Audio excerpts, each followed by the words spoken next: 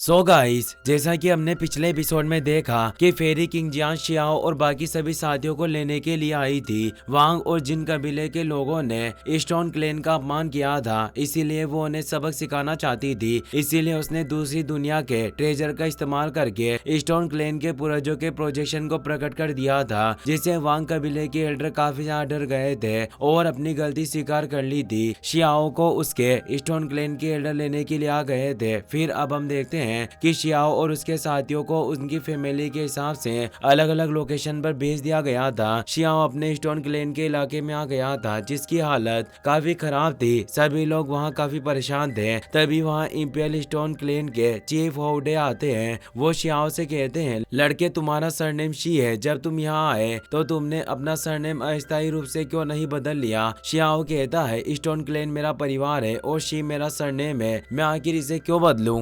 तभी वहाँ एक लड़का आता है जो एक जानवर का शिकार करके लाया होता है। वो कहता है, तुम्हें यहाँ भेजा गया है और यहाँ आने वाले लोगों का अंत अच्छा नहीं होता। यहाँ ज्यादातर लोग युद्ध में मारे जाते हैं। उस लड़के का नाम लिटिल बीस्ट होता है। शियाओ परेशान होकर पूछता है, आखिर यहाँ चल क्या रहा है। वो लड़का बताता है, सिर्फ इसीलिए क्योंकि हमारा सरनेम शी है, इसीलिए हम कभी समृद्ध नहीं हो सकते। हमारी हालात काफी दयनीय हो चुकी है, हमें जबरदस्ती युद्ध में भेजा जाता है। एक समय था जब हमारा शहर सबसे शक्तिशाली ताकतों में शामिल हुआ करता था, लेकिन अब समय अतीत से बिल्कुल अलग है। ये देखकर शियाओ इमोशनल हो जाता है, क्योंकि दूसरे क्लेन ने उन पर जबरदस्ती मिशन थोप रखे हैं और उन्हें कभी आगे बढ़ने नहीं दिया। और ये सब हमारे ऊपर लगे सिन ब्लड के लेवल की वजह से है, जिसने इंपियल पास के स्टोन कबीले को इस स्थिति तक पहुंचने के लिए मजबूर कर दिया। शियाओ सोचता है कि इनके हालात तो 3000 दाओ प्रोविंसिंग के स्टोन क्लेन से भी कहीं ज्यादा बुरी है। अब वहां युद्ध में गए स्टोन कबीले के लोगों की डेड बॉडी को कॉफिन में लाया जाता है। सभी बच्चे रो रहे होते हैं। लिटिल बीस्ट के पिता भी युद्ध में गए थे,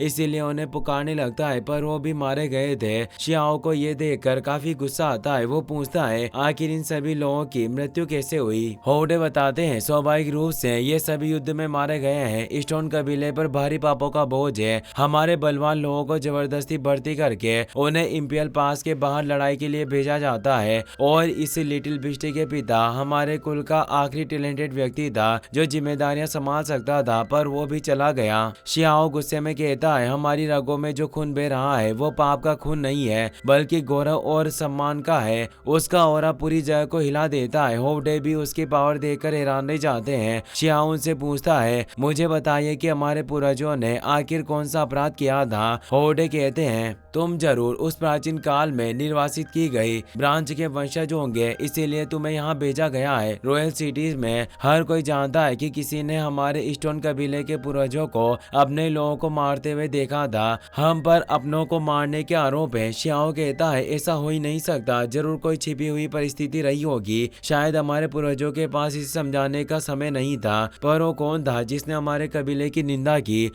होडे कहते हैं, उस बात को बीते हुए कई युग गुजर चुके हैं, हजारों पीढ़ियां निकल चुकी है। उस दौर के लोग बहुत पहले ही गुजर चुके हैं। अब सच्चाई की जांच करने का कोई तरीका नहीं है। लिटिल बीस्ट काफी दुखी था। वो रोते हुए कहता है, पिताजी, मैं आपका बदला लेने के लिए निश्चित रूप से इंपियल पास के बाहर बैटलफील्ड में जाऊंगा और आपका बदला जरूर लूंगा। होडे उसे हौसला देते हैं। ये सब देखकर शियाओ कहता है, हमारे पूर्वजों ने मौत तक लड़ाई लड़ी। अगर वो पापी थे तो इंपियल पास की दीवारें पाप के खून से पथराई हुई होती, क्योंकि अगर दूसरे लोग हमारी निंदा कर सकते हैं तो मैं भी झूठे आरोपों को खारिज कर सकता हूँ। स्टोन कबीले के लिए मैं इस कलंक को साफ करूंगा। फिर हमें अगले दिन का सीन दिखाया जाता है। शियाओ सभी स्टोन क्लेन के मेंबर्स और बच्चों को ट्रेनिंग देने लग गया था। लिटिल बीस्ट काफी हार्ड ट्रेनिंग कर रहा था, जिससे शियाओ को अपना बचपन याद आ जाता है जब जिनफेंग उसे ट्रेन किया करते थे। तभी अचानक लिटिल बीस्ट की तबीयत बिगड़ जाती है और उसे खून की उल्टियां होने लगती है। शियाओ उसे संभालता है। लिटिल बीस्ट कहता है, मैं आपका डिसेबल बनना चाहता हूँ। शियाओ कहता है, यह जगह बिल्कुल भी अच्छी नहीं है। यहाँ कल्टीवेशन के लिए स्पिरिचुअल एनर्जी बिल्कुल भी नहीं है और यहाँ कल्टीवेशन करने पर बॉडी की एनर्जी भी खत्म हो जाती है, इसीलिए तुम एक्सट्रीमली पावरफुल टेक्निक का इस्तेमाल नहीं कर सकते। पहले तुम्हें कुछ पढ़ाई करनी चाहिए और फिर यहाँ से निकलने के बाद हम कल्टीवेशन के बारे में बात करेंगे। तभी आसमान से आवाज आती है, यंग जनरेशन वाकई काफी टैलेंटेड है जो अपना खुद का सेक्ट स्थापित करने के लिए तैयार है,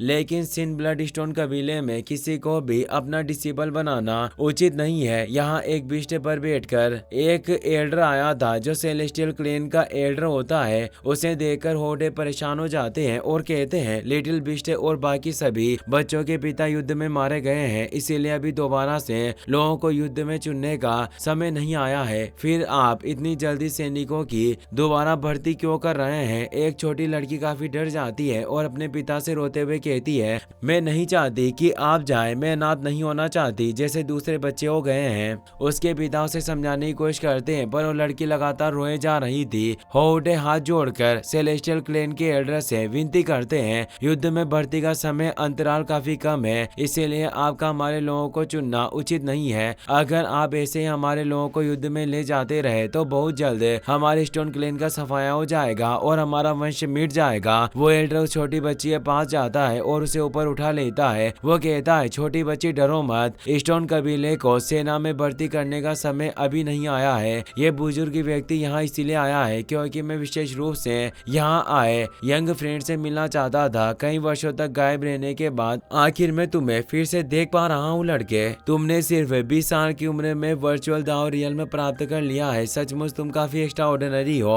वास्तव में मुझे काफी पछतावा है कि उस समय मैं यूनशी से तुम्हारी सगाई नहीं कर पाया। मैं चाहता था कि तुम्हारी शादी रॉयल क्लेन में हो। सौभाग्य से आज भी हम इसका समाधान कर सकते हैं। अगर हम अपने पुराने संबंध को फिर से स्थापित कर सके तो तुम हमारे क्लेन में शामिल हो जाओ। श्याओ शांत स्वर में कहता है, अतीत को वापस नहीं बुलाया जा सकता। कल्टीवेशन की स्पीड का अंतिम उपलब्धियों से बहुत कम संबंध होता है। सीनियर, आप मेरी कुछ ज्यादा ही तारीफ कर रहे हैं।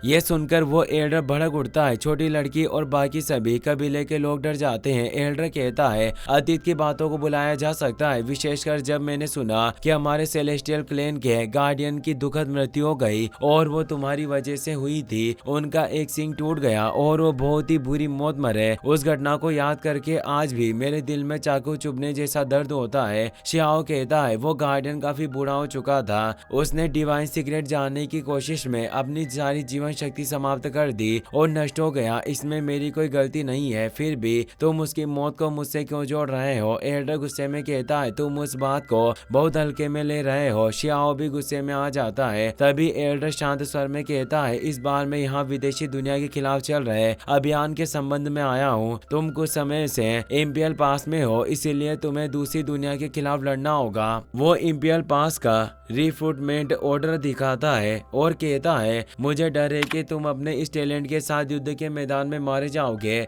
इसीलिए मैंने सीनियर को सुझाव दिया कि अगर तुम लॉन्गेविटी और इमोर्टलिटी की औषधि प्राप्त कर सको। श्याओ ने टोकते हुए कहता है, मैंने सुना है कि इंपियल पास के चिकित्सा गुरु डिवाइन पिल्स प्रदान करते हैं ताकि शहर में प्रवेश करने वाले पेटिशनर का जीवन बढ़ाया जा सके। ऐसा लगता है कि आपको भी यह सौभाग्य प्राप्त हुआ होगा, पर मैं खुद को पावरफुल बनाने के लिए इंपियल पास आया हूँ। मुझे दवाइयाँ इकट्ठा करने में कोई दिलचस्पी नहीं है। इसके अलावा मुझ पर ये अनिवार्य आर्मी ऑर्डर लागू नहीं होते।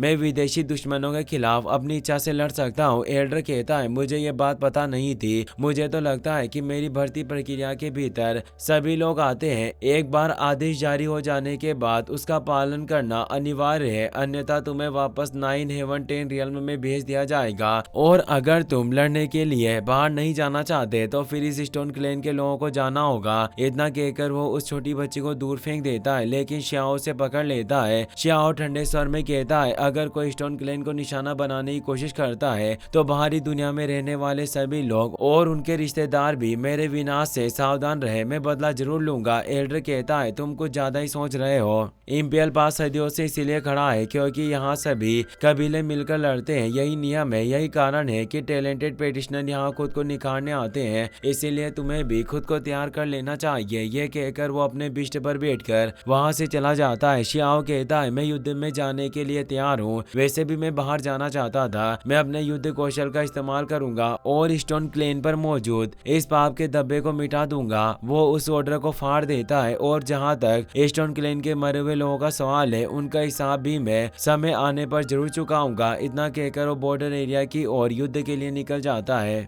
होडे को फिक्र होती है, इसलिए वो कहते हैं, लड़के तुम्हें सावधान रहना होगा। बाकी सभी बच्चे भी कहते हैं, मास्टर आपको जिंदा लौटने लौटना होगा। शियाओ ने कहता है आप सभी चिंता मत करें, स्वर्ग भी मुझे मार नहीं पाया और एक दिन में विदेशी दुनिया पर विजय प्राप्त कर लूंगा। शियाओ के अंदर होडे को अपने एंसेस्टर की छवि नजर आती है। अब हम बॉर्डरलैंड एरिया के मार्शल आर्ट अरीना का सीन देखते हैं जहां पूरी सेना इकट्ठा हो चुकी थी जो युद्ध के लिए जाने वाली थी। शियाओ भी वहां पहुंच जाता है। सेलेस्टियल क्लेन का एल्डर शियाओ से कहता है नॉर्मल लोगों को प्रायश्चित करने के लिए 100 दुश्मनों का सफाया करना होगा और तुम्हारे स्टोन क्लेन के महान पाप से मुक्ति पाने के लिए तुम्हें विदेशी दुनिया से आए कम से कम 1 लाख सैनिकों को मारना होगा। क्या वाकई तुम प्रायश्चित करना चाहते हो? शियाओ शांत स्वर में कहता है अगर मैं विदेशी दुनिया के रॉयल फैमिली का वध कर दूं या उनके मुखिया को मार दूं तो क्या वो 1 लाख सैनिकों से ज्यादा मूल्यवान नहीं होगा? एल्डर कहते हैं तुम्हारी बात सही है, कुछ विदेशी प्राणी अकेले ही हजारों के बराबर होते हैं। यहाँ तक कि दूसरी दुनिया की कुछ महान हस्तियां भी है जिनकी अकेले की कीमत ही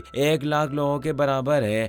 हालांकि युद्ध के मैदान में ऐसे विदेशी ड्रैगन भी मौजूद हैं जो विशेष रूप से टैलेंटेड लोगों का शिकार करते हैं, इसीलिए ऐसा मत सोचना कि तुम्हें कुछ नहीं होगा। शियाओ कहता है सीनियर आपको मेरी चिंता करने की जरूरत नहीं है। तभी वो एल्डर जोर से कहता है एक लड़का कह रहा है कि वो अकेले ही 1 लाख दुश्मनों को मार सकता है, क्या आप लोग इस पर विश्वास करते हैं? सभी लोग उसका मजाक उड़ाने लगते हैं क्योंकि शियाओ स्टोन क्लेन से था जहाँ जिन कबीले का एक सदस्य भी मौजूद था। वो कहता है अतीत में स्टोन क्लेन में कई सारे शक्तिशाली सदस्य थे, उनके लिए लाखों लोग तो एक बूंद के बराबर थे, पर अब तुम्हारे कबीले की जनसंख्या काफी कम हो गई है। फिर भी कोई ना कोई हमेशा आगे आने की हिम्मत कर ही लेता है। क्या तुम लोग सचमुच अपने पाप के दंड से बचना चाहते हो? वो जिन कबीले का एक्सपर्ट जिन जिफेई था जो अपने राइनो बिस्ट पर सवार था। शियाओ उसे गुस्से में देख रहा था। जिन जिफेई कहता है लड़के तुम मुझे इस तरह मत देखो, उस समय युद्ध के मैदान में